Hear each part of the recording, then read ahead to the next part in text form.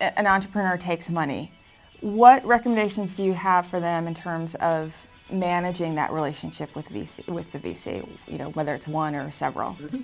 Well, I would say that that it's fair to manage it. I mean, and the way you manage it is to VCs have certain requests of the entrepreneurs with whom they work, and entrepreneurs should have certain requests of the VCs with whom they work. And as long as that's the case, then I think you'll have a pretty healthy relationship.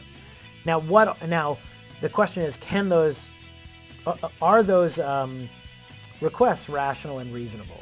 And I've seen the answer be no on both ends. I've seen investors who make very specific reporting demands that just don't make a lot of sense for the business of the company.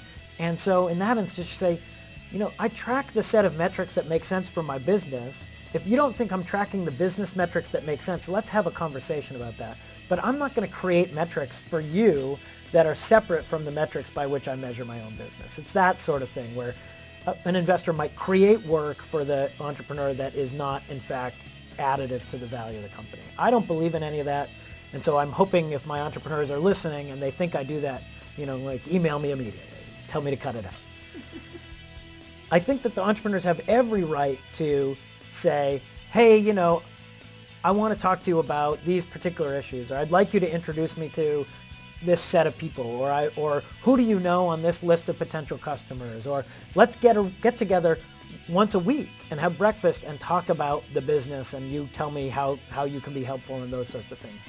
And I have entrepreneurs with whom I meet weekly, and I have entrepreneurs with whom I meet, every other month at the board meeting and exchange emails occasionally in between. And those could both be great models depending on how the business is doing and where the company is and how seasoned the entrepreneur is and how much help I can provide. So I would say actively manage it and ask for what you want, because as an investor I have a lot at stake, and I hope you will.